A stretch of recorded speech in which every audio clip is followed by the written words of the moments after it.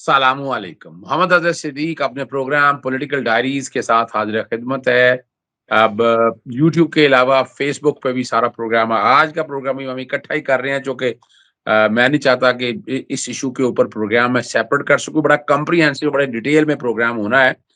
इसमें कुछ हकायक हैं जो उस वक़्त के हैं, डिप्लोमेटिक नॉर्म्स की बातें हैं और असल कहानी और अदालती जंग भी साथ-साथ। आज हम दोनों तीनों इश्यूज़ डिस्कस करेंगे। हमारे साथ one and the only one Imtiaz Gul sahab मौजूद हैं। आपको पता है ये इनका एक स्पेसिफिक सब्जेक्ट भी है डिप्लोमेटिक रिलेशन, और इन्हें पुरानी बातें भी याद हैं, चाहे वो मेमो स्कैंडल के अगेंस्ट हो या चलते हैं पहले। मैं जो तारीख के दोहराऊँ, मैं जो बात कर रहा हूँ ना, कि इतने बड़े-बड़े साने हैं ये सारे मामले जो हुए हैं। और उसमें हमारी हमारी सुबकी कितनी हुई है, और यही वो जो कठपुतलियाँ हैं, ये किरदार अदा करती रही। मैं इन सबको अब जोड़ के ला रहा हूँ साइफर वाले मामले पर, इमरान खान पे मैं ला रहा हूँ। इमरान खान ने क्या ऐसा कसूर कर दिया? क्या वो कठपुतली बन नहीं सका, या कोई और वजह थी, या ये था कि वो जो खिलाड़ी मैदान में जो काम किया करते थे, वो सारा कुछ वो हो ना सका? आप इसको क्या नरेट करते हैं इस चीज़ को? उसमें देखिए जी, इमरान खान साहब ने एक सिफारती मुरासला था, उसको जिस अंदाज में इस्तेमाल किया वो नहीं करना चाहिए था। मैं इस बात पे बड़ा कायल हूँ। उस पे जो खेलने-वेलने की बात थी वो उनको नहीं करनी चाहिए थी। अ, क्योंकि वो जो जिन हालात का सामना उन्हें करना पड़ा, वो कोई साइफ़र की वजह से नहीं था। हुँ, साइफ़र या सफ़ारती मुरासला जो था, जो डॉक्टर असद मजीद साहब हमारे उस वक़्त के सफ़ीर ने भेजा था, बातें उसमें उन्होंने की थी। वो बातें इस अंदाज़ की हुई थी कि जिससे ये लगता था कि अब इमरान खान की हुकूमत को ये पसंद नहीं करते हैं। और उसका सबसे बड़ा सबूत ये था कि अक्टूबर 2021 में नायब वज़ीर ख़ारजा वेंडी शर्मन ने मुंबई या दिल्ली में खड़े होके वहाँ के वज़ीर ख़ारजा के हमरा ये कहा था कि हमारा पाकिस्तान के साथ अपने ताल्लुकात मज़ीद बढ़ाने का कोई इरादा नहीं है। We don't want to build up our relations with United States. It has a very narrow focus. वो फोकस है अफगानिस्तान, यानी हमारा फोकस सिर्फ अफगानिस्तान है। तो उससे ज़ाहिर हो गया था कि अमरीकी उस वक्त के वज़ीर आज़म इमरान खान को गालिबन पसंद नहीं करते थे, जिसकी वजह से ताल्लुकात मुकम्मल तौर पे सर्दमहरी का शिकार हो गए थे। वो शिकार इसलिए हुए थे कि इमरान खान बार-बार ये कहा करते थे, कई इंटरव्यूज़ में उन्होंने कहा कि हमारे इक़्तिसादी मुस्तक़बिल चीन के साथ जुड़ा हुआ है। हाँ, ये बात जो थी, ये वाशिंगटन में पसंद नहीं की जाती थी। बल्कि जो उनके वो वज़रा यहाँ भी आते थे, एलिस वेल्स भी यहाँ आई थी, one of the deputy foreign ministers. तो मुझे मेरे सामने उन्होंने कहा, मेरा उनके साथ मुकालमा हुआ कि जो चाइना ने पाकिस्तान को डेट ट्रैप में फँसा दिया है, यानी कर्ज़ों के जाल में फँसा दिया है। तो मैंने उन्हें कहा कि चाइना का तो सिर्फ़ 7-8 अरब डॉलर कर्ज़ा है, ऑफ़िशियल कर्ज़ा। हमारे ऊपर तो मगरबी ममालिक का, आईएमएफ का 110 अरब डॉलर कर्ज़ा चढ़ा हुआ है। तो वैसे मैंने बरसबीले तज़किरा ये बात कर दी कि ताल्लुकात जो थे उस वक़्त से, जो जीएचक्यू जनरल बाजवा साहब ज़रा अनकम्फ़र्टेबल हो रहे थे कि इमरान खान को खुल के ये बातें नहीं करनी चाहिए। वो उन्होंने कर दी। तो असल जो बात थी ना, जो मामला शुरू हुआ था, वो इस पे था कि चीन के नज़दीक पाकिस्तान क्यों जा रहा है, इसको वो कुर्बत को मज़ीद बढ़ने से किस तरह रोका जा सकता है। साइफ़र का मामला, वो गुफ्तगू भी हुई। अब वो किस अंदाज में थी, जो कि लिखा हुआ है, वो भी हमें तो नहीं पता कि असल में उसमें क्या लिखा है। ये तो इमरान खान ने हमें कुछ बताया था। ये एक बात अलबत्ता उनसे थोड़ा-सा उन्होंने प्ले अप कर दिया उसको। हकीकत उसमें थी। बाकी वो, क्योंकि वो नेशनल सिक्योरिटी काउंसिल की 2 मीटिंग में भी उसकी एंडोर्समेंट हुई थी, और ये ज़रूर कहा गया था, और मुझे खुद बड़े आला अफ़सर ने ये कहा था कि ये इस किस्म का मामला है कि इसमें कम से कम एक बराह रास्त एहतजाजी मुरासले की, एहतजाजी ख़त की ज़रूर गुंजाइश है। और इसीलिए उस वक़्त के जो कायम मकाम सफ़ीर थे, उनको बुला के अप्रैल 2022 में वो मुरासला दिया गया था। अब वो अलग बात है कि वो फिर बन गया कि साज़िश हुई कि नहीं हुई। इमरान खान ने उसको साज़िश के तौर पे किया। लेकिन चले मैं ये भी बता देता हूँ कि 2 दिन पहले अमरीकी एक और नायब वज़ीर ख़ारजा थी, उन्होंने डोनाल्ड लू को अब दिफा उसका किया और कहा कि हम कभी बैरूनी ममालिक की दूसरे मुल्कों के मामलात में मुदाखलत नहीं करते और ये झूठ है जो कहा गया। भाई वो तो वजारत ख़ारजा के क्रिप्टो सेक्शन में वो केबल महफूज पड़ी हुई है अपनी असल हालत में, और उसमें हमारे सफ़ीर साहब ने बड़ी बातें लिखी हुई थी, लिहाजा उससे इनकार नहीं कर सकते। हाँ, उसकी इंटरप्रिटेशन आप अपने अंदाज में ज़रूर कर सकते हैं। तो उसके लिए मैं आपको ये बता दूं कि आप बेशक कहें कि हमारे नायब वज़ीर ख़ारजा ने ये बात इस तरह नहीं कही, लेकिन उनसे ये पूछें कि कुछ 6-7 किताबें हैं, अमेरिकन पेस्टोरल है, ऑर्डिनरी मैन है, घोस्ट वॉर्स है, मॉडर्न मर्सनरीज है, अमरीकी मुसन्निफीन की लिखी हुई किताबें हैं। उनमें कई जगहों पे बाकायदा उन्होंने कहा हुआ है कि कहाँ-कहाँ पे सीआईए ने क्या-क्या ऑपरेशन किया, कौन-कौन सी हुकूमतें तब्दील हुई हमारे बराह रास्त या बिल वास्ता दखल अंदाजी से। और बल्कि एक जो मॉडर्न मर्सनरीज है, उस किताब में तो बाकायदा उस शख्स ने जिसकी बायोग्राफी है, उसने लिखा है कि मुझे भेजा गया इस मिशन पे कि रुवांडा के सदर को मैंने बचाना है, और सीआईए को बकौल उनके सीआईए को और एम्बेसी को नहीं पता था कि मैं कौन हूं, लेकिन मेरा मिशन था उस सदर को बचाना, क्योंकि वो हमारे हक में था, हमारा इत्तेहादी था। तो इस तरह की बहुत सारी कहानियां हैं, लिहाजा तरदीद कर देने से आप वाकयात को, हकीकत को तारीख के औराक से मिटा नहीं सकते हैं। देखिए, आज का मकसद यही था कि बहैसियत पाकिस्तानी या हम लोगों को या हमारे ऊपर बैठे हुए लोगों को ये समझना है, और बात भी यही है कि ये इमरान खान की लड़ाई नहीं है, ये पाकिस्तान की सालमियत और बका की लड़ाई है। कि जब इसमें कोई शक नहीं है, वो गालिबन को 56 के करीब ऐसे हैं ऑपरेशन रजीम चेंज हुआ है पूरी दुनिया के अंदर। जो बातें आपने ये कही हैं अपने किया था, मैंने फिर वो किताब बाकायदा पढ़ी, वहां से चीजें देखिए सारी खुल के सामने आती हैं। और यहाँ भी ऐसा है, साइफर तो एक बहाना आप कह दें कि वो एक बेस बनाई इमरान खान ने सामने कौम के सामने रखने के लिए, लेकिन उससे पीछे चेन ऑफ इवेंट सारे अगर आप देख लें, it was the third attempt. आपको याद होगा 2020 में भी जब मौलाना फजलुर रहमान और ये सारे नवाज शरीफ वगैरह ये सारे धरना लेकर आ गए थे, तो उस वक्त पाकिस्तान पीपल्स पार्टी पीछे हटी थी, और उस वक्त मामला सेनेट के इलेक्शन को सामने रख के पीछे हट गया। तो फिर उसी टाइम में, उसी टेन्योर में, उसी मार्च में फिर ये सारा वाकया हुआ। बेस ये नहीं है, बेस वजह ये है, और वो बात ऐसे ही है। फिर अमेरिकन सफीर या बाकी अमेरिकन लोगों का मिलना, फिर कॉलम हमारे कई लिखे हुए, अंसार अब्बासी ने लिखा, हारून रशीद ने, फिर ये सारी चीजें कुछ रिकॉर्ड के ऊपर। साइफर तो बात की बातें हैं, cipher is a secondary issue. मैं इत्तेफाक करता हूँ आपकी इस बात का। और अगर आप सिनेरियो में देखें, मैं जो बात कहना चाह रहा हूं, आप नहीं समझते कि इमरान खान इन बाकी लीडरों के मुकाबले में यानी जो जो जो एक लेकर चल रहा था बयानिया बयानिया मिसाल को, वो अमेरिकन ब्लॉक से निकलना चाहता। अब ये हो सकता है मैं भी बात गलत कर रहा हूँ, लेकिन मैं इम्तियाज गुल साहब, मैं ये पहले दिन से बात कर रहा हूँ कि हमारा जो रशिया को ब्रेक करने में, तोड़ने में जो हमने किरदार अदा किया, उसे हमें बहुत भुगतना पड़ा।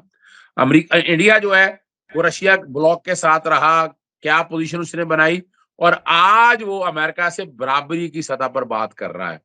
और हम जहाँ खड़े हैं, हमने, इमरान खान ने इन चीजों को निकल के कोशिश की चाइना के ब्लॉक में या बाकी चीजों में, यूक्रेन के वॉर को अगर सारी चीजों को सामने रख कर देखें, तो यानी मैं जो समझ रहा हूँ कि सबसे बड़ा कसूर इमरान खान का यही है कि जिसकी उसको खमियाजा भुगतना पड़ रहा है। एम आई राइट और रॉन्ग?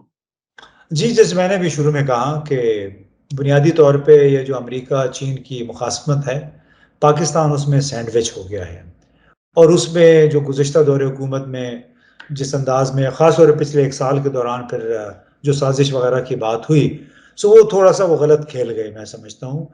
अलबत्ता बुनियादी हक़ाइक़ जो हैं, उसमें कोई तब्दीली नहीं आई है, वो मेरा ख़्याल है उस पे सब इत्तेफ़ाक करते हैं, और हमारे साबका जो आर्मी चीफ़ थे, उन्होंने उसमें बड़ा कलीदी किरदार अदा किया। उनके तहीं ये पाकिस्तान के हक़ में होगा, लेकिन पाकिस्तान के हक़ में आप अंदाज़ा लगा लें इतना था कि आज डॉलर एक बार फिर ₹305 पे पहुंच गया है, और और मैंने एक हिसाब लगाया था, मैं दोस्तों से आपसे के जरिए रिक्वेस्ट करूंगा, आप भी अगर शेयर कर लें। मैंने इस पे 2 प्रोग्राम किए हैं। एक ये साइफर के हवाले से मैंने कोई 15-20 सवाल उठाए हैं, ये कल मैंने किया था वीलॉग अपना। और उससे 2 दिन पहले मैंने कि डॉलर ये कि जो हमने जो क़िबला अपना तब्दील किया है, इसकी बहुत भी आप मोहतात अंदाज़ा लगा लें तो गुज़श्ता 1 साल के दौरान पाकिस्तान को कम अज़ कम 10 अरब डॉलर का नुकसान हुआ है, कैश का नुकसान हुआ है। 10 अरब डॉलर कह रहे हैं आप? अरब डॉलर का, क्योंकि यहाँ से 12 लाख लोग गए हैं मुल्क छोड़ के तकरीबन 1.5 साल के दौरान। और उसके इर्द गिर्द रख के मैंने कुछ के फिर कैलकुलेशन की जो डॉलर और इस सूरत हाल जो मौजूदा है 10-12 महीने से, उसकी इतनी गैर एतमादी हुई है कि लोग यहाँ पे अपने असासे बेच के डॉलर की सूरत में मुंतकिल कर रहे हैं, और उनको जिस कीमत पे भी डॉलर मिलता है वो लेते हैं। और फिर बड़े खिलाड़ी बैठे हुए हैं दुबई में, न्यूयॉर्क में, वो कहते हैं कि हम आपको यहाँ डॉलर दे देते हैं, अगर आपको घर वालों को पैसे पहुंचाने हैं तो हम आपको आपके घर पहुंचा के 305 में दे देंगे, 310 में दे देंगे। फिर वो लोग जो कि यहाँ से डॉलर भेजना चाह रहे हैं, उनको भी जिस रेट पे मिलता है उस रेट पे लेके जायज़ नाजायज़ तरीकों से भेजते हैं। तो आप ज़रा, मैं आपके साथ शेयर करूँगा अपने 2 प्रोग्राम, जी, तो बिल्कुल, बिल्कुल। अपनी कम्युनिटी पे ज़रूर वो शेयर करें फिर। बिल्कुल, डेफ़िनिटली नाज़रीन, मैं जो कि यहाँ रुकना चाहूँगा अब, चीज़ें सारी आपके सामने आ गई हैं। साइफ़र के हम निटी-ग्रिटीज़ में नहीं जा रहे हैं, ना कानूनी चीज़ों में जा रहे हैं, वो मैं बता चुका हूँ आपको सारा कुछ। वो सारा कुछ नंगा हो चुका है।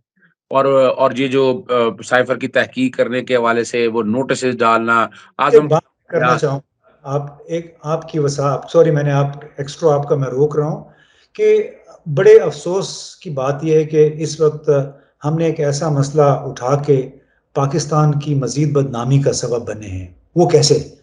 कि मैंने ये बिल्कुल मुसद्दक़ा तरीके से मैंने 4-5 जगह पे चेक करके ये बात की कि पूरा कल से केस जो बना था आज़म खान की स्टेटमेंट के बाद, वो ये हुआ कि इमरान खान से कॉपी गुम हो गई है साइफ़र की। आपने हाँ, देखा होगा तमाम टीवी डिबेट्स में हाँ, ये हाँ, केस ये बन रहा है। हाँ, असल जो साइफ़र होता है, जो केबल आती है, वो जैसे मैंने बताया क्रिप्टो सेक्शन है, खुसूसी वो फॉरेन सेक्रेटरी के एक लिहाज से उनके कंट्रोल में होता है, उनके पास वो महफूज होता है। सुप्रीम कोर्ट के पास भी मौजूद है, सदर आरिफ अलवी साहब के पास भी, बिल्कुल सही। जनरल क्वार्टर में भी उसकी कॉपी जाती है, आईएसआई में भी उसकी कॉपी जाती है। लिहाजा कॉपी गुम होना ये नहीं है, अलबत्ता उसको आप इस्तेमाल जैसे करें, गलत कर लें, वो गलत बात है। तो ये मैं चाह रहा था कि थोड़ी इसकी वज़ाहत कर दूँ मैं। नहीं, बड़ी ज़बरदस्त बात आपने और की। इसकी वजह से बड़ा पाकिस्तान का इमेज, इस लिहाज से जो मैं असल बात करना चाह रहा था कि दुनिया कहेगी कि ये पाकिस्तानियों ने ये किन चक्रों में पड़ गए हैं, मतलब साइफर की कॉपी गुम होने से कौन सा नुकसान हो सकता है, वो ये सवाल हमसे पूछेंगे, हमारी अकल को दाद भी देंगे। अच्छा, बड़ी मज़ेदार बात आपने कही है और दुःख और अफ़सोस इस बात का है कि जो फैसला साज़ है, ये क्यों नहीं समझ रहे इस बात को। 10 अरब डॉलर का वो नुकसान हो गया और पाकिस्तान की बदनामी, यानी किस लिए? ये कोई मौका है? यानी अच्छा, इमरान खान भी साइफ़र वाला मामला, ऑपरेशन नजीम चेंज तकरीबन साइड में चला गया था। वो तकरीबन सानवी हैसियत की हो गई थी। इन्होंने अब दोबारा ज़िंदा करके यानी पाकिस्तान की मज़ीद बदनामी कही, यानी मज़ाक उड़ रहा है। मेरे दोस्तों ने कहा, उन्होंने कहा कॉपी गुमी है ना, तो क्या हो गया यार, ओरिजिनल तो पड़ा हुआ है। तो ये आप कॉपी गुमने पे एक साबका वज़ीर-ए-आज़म को, और ये क्या कुछ हो रहा है? अच्छा, कानूनी पेचीदगियों में बड़ी, यानी ये जो कभी स्क्रिप्ट लिख रहा है, ये जो कभी डोरियाँ हिला रहा है, इन्हें कम से कम ख़्याल रखना चाहिए कि ये अब पाकिस्तान बहुत आगे नुकसान उठा चुका है, मज़ीद पाकिस्तान मुतामिल नहीं हो सकता है। यानी मिसाल के तौर पर, यानी और वो उसमें बड़ी ज़बरदस्त बात, अब ये कानूनी जो कि बात छेड़ी है प्रोग्राम ख़त्म करने से पहले, ताकि प्रोग्राम पूरा कंप्लीट हो जाए। यानी वो जो मान लें, वो अगर ऐसी कोई बात है भी, तो कॉपी का तो कोई जुर्म है ही नहीं। वो चीज़ें आपने सारी बता दी हैं। फिर कमाल की बात है, वो एक बंदा पूरा 1 महीना अगवा रहता है और 2 दिन पहले, यानी कमाल की बात जो बता रहा हूँ, 2 दिन पहले यानी उसके 18 तारीख को ये बरामद होता है, 16 तारीख को एक दरखास्त दायर की जाती है लाहौर हाई कोर्ट में कि जनाब इसका स्टे वेकेट कर दें, और 17 तारीख को हाई कोर्ट स्टे वेकेट करती है। आप देखें, अब ये अब सारी प्लानिंग नज़र आ गई ना, सारा कुछ, सारी बजरी सामने आ गई, और 18 तारीख को वो कहता है मैं अपने आप आ गया। फिर फिर मजिस्ट्रेट साहब ने पूछा, भई आप तो अगवा थे, आप अगवा का स्टेटमेंट दें, आप ये क्या स्टेटमेंट दे रहे हैं?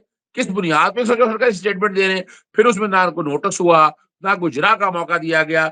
इतनी कंट्रोवर्सी, और फिर उसमें यह भी लिखा हुआ है कि वो टाइप हुआ, हालांकि जो बयान मैजिस्ट्रेट लेता है ना जी, बयान मैजिस्ट्रेट फिल्म ही लेता है, उसी वक्त ही लेना है, वो लिखा हुआ नहीं आना, टाइप हुआ नहीं आना। यानी ये इतनी तबाही कर छोड़ी है आप मैं आखिर में ये सारी मैं कानूनी, आप समझते हैं ये डैमेज कंट्रोल हो सकेगा या नहीं? देखिए, डैमेज कंट्रोल तो हो सकता है कि आप वक्ती तौर पे जिस अंदाज में उसको मीडिया पे पेश किया जाता है इस तमाम केस को, उससे स्टेप बैक कर लें, यानी थोड़ी सी और एहतियात कर लें, बजाय इसके कि आप एक शख्स को आपने नेज़े पे रखा हुआ है, नोक पे रखा हुआ है, और उसको सज़ा देने के लिए बाज़ों का जो कानूनी पेचीदगियाँ हैं, जो कानूनी रिक्वायरमेंट्स हैं, शायद वो भी पूरी नहीं हो रही हैं। मैं किसी वकील साहबी का पढ़ रहा था, क्योंकि पहले कहा गया कि सेक्शन 164 के तहत बयान है, लेकिन बाद में कहा कि सेक्शन 161 के तहत बयान है, जबकि बुनियादी तौर पे इस काम के लिए जो मैं समझा था कि ये स्टेटमेंट सिर्फ उसी वक्त हो सकता है जब इस हवाले से पहले एक एफआईआर दर्ज हो। बिल्कुल ऐसा। एफआईआर जो दर्ज होगी तो उसके बाद आप उसको मजिस्ट्रेट के सामने पेश करेंगे, और फिर वो आप वो बयान देंगे। वो बयान भी ऐसा है कि वो मतलब मजिस्ट्रेट के सामने जो बयान जारी किया है, वो टीवी एंकर्स को उन्होंने उसमें इंस्ट्रक्शन भी दे दी है कि यहाँ पे आप क्लिप चलाइए। बड़ी जबरदस्त बात है, और यही कमाल है, और मैंने यही बात कही है कि भाई लाखों रजिस्टर्ड को उसके साथ बाद में 161 में ले जाए, जहां मर्जी आप ले जाए। यानी इससे तबाही का होता है और डैमेज कंट्रोल नहीं हो पाना। पहले इन एनी केस एक किरदार का जिक्र मैं पहले उनसे चाहूंगा, और मेमो गेट में आज मंतकी अंजाम तक वो क्यों नहीं पहुंच सका, पहले मैं यही पूछूंगा। इम्तियाज गुल साहब एक ये बात बताइए, Hussain Haqqani, the famous, the infamous, अगर लफ्ज इस्तेमाल करें, बाहर बैठा है, पीपल्स पार्टी के साथ ताल्लुक था, और मुझे याद है उस वक्त नवाज शरीफ ने काला कोट पहना था, और मेमो गेट में वो बाकायदा गया, इफ्तिखार मोहम्मद चौधरी साहब चीफ जस्टिस थे, मैटर टेकअप हुआ, एक कमीशन बना जिसमें 3 चीफ जस्टिस थे, जस्टिस काजी फाइसा हेड करते थे, उसकी एक रिपोर्ट आई, और वो मेमो हमने सारा कुछ सामने देख लिया, और बातें होती रही कि इसको पाकिस्तान लेके आना है, ना लेके आ सके। वो तारीख के चौराहों में या फांसी तो नहीं लटका देना, दब गया वो, और बड़ी कोशिश करते रहे हम कि वो पाकिस्तान आ जाए। आसमा जहांगीर साहबा रिप्रेजेंट करती रही थी। अब जब देखता हूँ, जो कि मैं ये हकायक अच्छी तरह जानता हूँ कि नवाज शरीफ ने उसी हुसैन हक्कानी की मदद ली थी ये साइफर वाले मामले में, ये गवर्नमेंट टॉपल करने के हवाले से। गालिबन 2 मार्च या 4 मार्च की बात है कि नवाज शरीफ की मुलाकात उससे हुई, और उसके बाद ये सारा कुछ हुआ। तो मेमो गेट का थोड़ा सा जरा हल्का सा जरा कोई नाज़रीन के लिए समझा दीजिएगा, ताकि समझ आ सके ये आजकल के हालात और ये मेमो गेट क्या है? देखिए, वो तो अब लगता है कि ख्वाब था, क्योंकि उसमें जो किरदार थे वो अब भी माशाल्लाह उतने ही बाअसर, उतने ही ताकतवर हैं जितने उस वक्त हुआ करते थे। और ये पाकिस्तान की तारीख का एक अलमिया कह लें, कि जिन लोगों को आप मतून करते हैं एक मौके पे, वही लोग आपके हुक्मरान बन के आ जाते हैं। अब मेमो गेट यही था कि उस वक्त चूंकि सदर आसिफ अली जरदारी थे और हुसैन हक्कानी साहब वो सफ़ीर थे पाकिस्तान के, और ये उसमें इल्ज़ाम ये लगाया गया था कि हुसैन हक्कानी साहब के ज़रिए हुकूमत पाकिस्तान, उस वक्त की हुकूमत ने या सदर ने मदद तलब की थी अमेरिका से फ़ौज के ख़िलाफ़। यानी वो ये समझते थे कि उन्हें फ़ौज से वो शायद उन पे गालिब है, लिहाज़ा ये मौका है कि किस तरीके से, और वो चूँकि कॉन्टेक्स्ट उसका ये था कि सलाला का वाक़या हुआ था नवंबर 2011 में, और उसके बाद ताल्लुकात में बड़ी कशीदगी हो गई थी। यानी सलाला की चेक पोस्ट थी पाकिस्तान-अफ़गान बॉर्डर पे, वहाँ पे कोई नवंबर 2011 का ये वाक़या, उसमें कोई 25-26 पाकिस्तानी फ़ौजी शहीद हो गए थे अमरीकी हेलीकॉप्टर्स के हमलों में, और उसके बाद फिर हालात काफ़ी ख़राब हुए। और यही वो कॉन्टेक्स्ट था जिसमें कशीदगी बढ़ी वफाकी हुकूमत और फ़ौज के दरमियान भी, और अगर मुझे सही याद है, गलती मैं नहीं कर रहा, और उसी दौरान ही फिर ये बात सामने आई कि एक बाकायदा अमेरिका से फ़ौज के ख़िलाफ़ मदद तलब की गई, और वही केस था जिसके नतीजे में नवाज शरीफ साहब वकील बन के, वकीलों का काला कोट पहन के फिर सुप्रीम कोर्ट गए, और आगे पीछे होते रहे। उस मौके पे हुसैन हक्कानी साहब काफ़ी हफ्ते तक ऐवान सदर में बैठे रहे, क्योंकि पता नहीं था कि उनके साथ होगा क्या। ऐसी फिजा बनी हुई थी, लेकिन बिल आखिर वो यहाँ से चले गए। मेमो गेट का भी कोई ऐसा नतीजा नहीं निकला जो नतीजा ये दरख्वास्त दायर करने वालों ने शायद सोचा हुआ था। अच्छा, बहुत जबरदस्त बात आपने, बहुत शुक्रिया आपका। मैं इसी के साथ मैं एक और अब चीज में लाने लगा हूँ। आपको कारगिल का वाकया याद होगा, रोग आर्मी पता नहीं क्या क्या इल्जाम लगाए, और उसमें मेन यानी मैं जो तारीख के दोहराव में लाना चाहता हूँ कि पीछे क्या क्या कुछ होता रहा। फिर आपको याद है आसिफ अली जरदारी साहब ने जब ये कहा था कि हमने सदा रहना है, 3 साल के लिए आप आते हो। लेकिन उससे पहले मैं ये लेके जाना चाहता हूँ कारगिल में, जरा मुख्तसरन वो भी नाजरीन के लिए बता दीजिएगा कि वो कुछ क्या हुआ, वो क्या था कारगिल। देखिए, कारगिल तो कश्मीर का एक जनूबी हिस्सा था। वहाँ पे कब्जा हो गया था, यानी लाइन ऑफ कंट्रोल क्रॉस करके हमारे फौजी नॉर्दर्न लाइट इन्फेंट्री, अब तो ये तारीख का हिस्सा है, कोई ढकी छुपी बात नहीं है। और काफ़ी सर्दियों का फ़ायदा उठाते हुए हमारी कुछ यूनिट थी, वो आगे जाके उन्होंने कुछ जो बड़ी कलीदी चोटियाँ थीं कारगिल में, उन पे कब्जा कर लिया था। और ये कब्जा तकरीबन फरवरी मार्च में हुआ था, जबकि असल जब पता चला भारत को, शायद वो अप्रैल का महीना था। फिर मई में फिर वहाँ में चपकलश भी हुई। उन्होंने इंडिया की तरफ से बमबारी भी बहुत होती रही, तो काफ़ी टेंस महीने थे। और उसमें फिर बिल आखिर नवाज शरीफ साहब 4 जुलाई को गए थे वाशिंगटन। वहाँ पे एक लिहाज से फायरबंदी का मुआहदा हुआ, लेकिन उस मुआहदे में अफसोसनाक पहलू ये था कि जितने भी फौजी हमारे फंसे हुए थे लाइन ऑफ कंट्रोल के उस तरफ, उनकी महफूज वापसी का रास्ता नहीं मांगा गया था। जिसको कहते हैं ना, सेफ पैसेज की कोई गारंटी नहीं दी गई थी।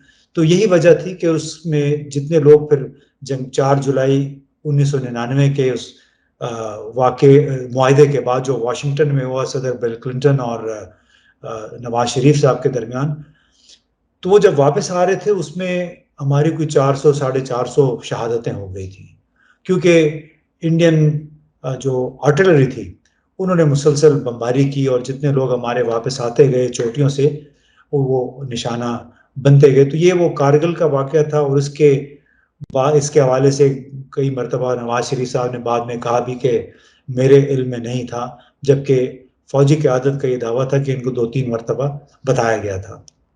नहीं, लफ्ज मैं शायद यहाँ दोहराना चाहता हूँ, लफ्ज रोग आर्मी इस्तेमाल किया करता था नवाज शरीफ, यानी उसमें एक्चुअली ये रोग आर्मी उनका मुझे याद नहीं है, लेकिन भारत में ये इस्तेलाह ज़रूर इस्तेमाल हुई थी।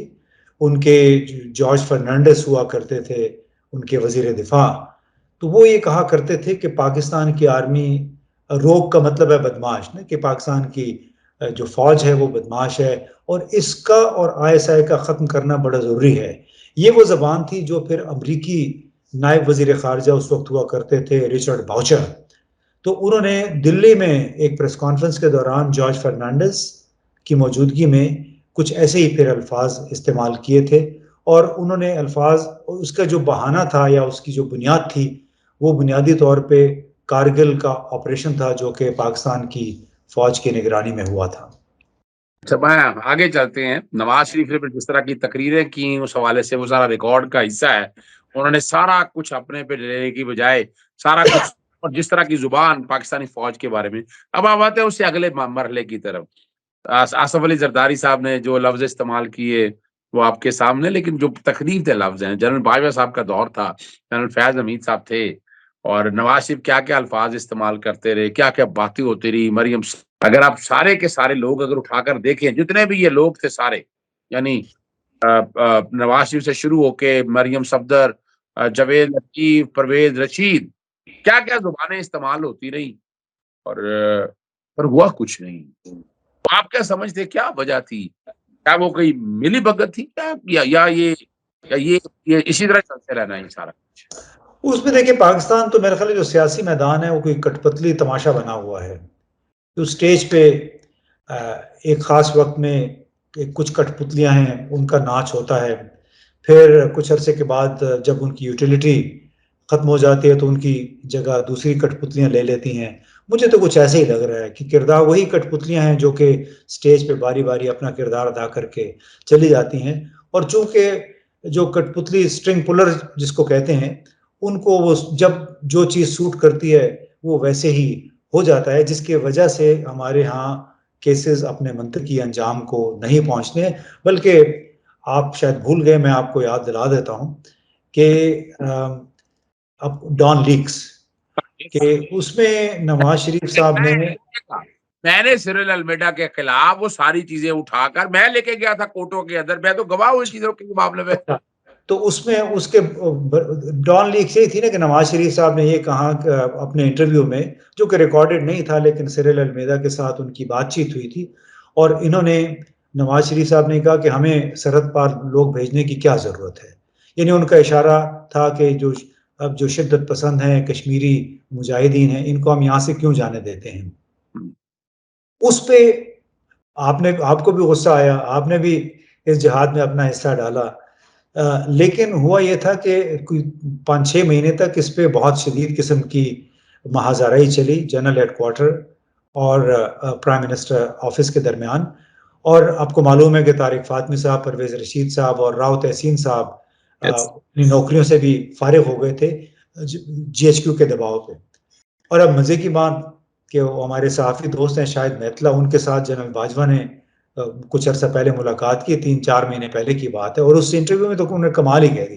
उन्होंने कहा कि डॉन लीक्स असल में कुछ मसला था ही नहीं, वो राई का पहाड़ बन गया, वो इसलिए कि जनरल राहील शरीफ एक्सटेंशन चाहते थे। तो उसमें आपकी वो बातें कहाँ चली गई, नवाज शरीफ साहब की बातें कहाँ चली गई। और उसमें उन्होंने बाद में भी कुछ कहा था, जो 1-2 मीटिंग्स सिरिल अलमेदा ने मेरा ख्याल है रिपोर्ट की थी कि जिसमें कश्मीर के हवाले से कुछ बातचीत हुई थी। तो वो मामला, अब मैं आई डोंट नो कि हम किस तरह ले जाना चाहते हैं, लेकिन बात यह है कि इस तमाम किस्म के वाकयात की वजह से ना पाकिस्तान के अंदर अब इदारों पे, शख्सियात पे एतमाद बहुत ख़त्म हो चुका है, बड़ा फुकदान है, जिसकी वजह से नुकसान ज़ाहिर है पाकिस्तान को बैसियत मजमूई होता है। मैं यहाँ लाना चाहता हूँ, मैं एक्चुअली लाना यहाँ चाहता हूँ, एंड आई मस्ट अप्रिशिएट कि आपने उस बात को मेरी को पिक कर लिया। इसी के साथ मैं जोड़ने लगा हूँ कुलभूषण यादव वाला वाकया, आपको याद होगा। फिर उसमें बाकायदा नवाज शरीफ की अपनी statement international court of justice में इस्तेमाल हुई और हम कहाँ तक पहुंचे। मैं दोबारा आपसे फिर आपको सुनना चाहते हैं, कुछ वक्त आपके पास है, मैं नहीं मैच कर पाता, मुझे तो बड़ी फरमाइशें आती हैं। अभी 2-3 इश्यूज पे और गुफ्तगू करनी है, जो 2 आपने प्रोग्राम अपने लिए किया है, मैं इसको कम्युनिटी पे शेयर कर रहा हूँ, लेकिन मैं इन इश्यूज पे भी आपसे अलग-अलग बात करना चाहूंगा। इजाजत चाहता हूँ। अस्सलाम वालेकुम, अल्लाह हाफिज, पाकिस्तान जिंदाबाद।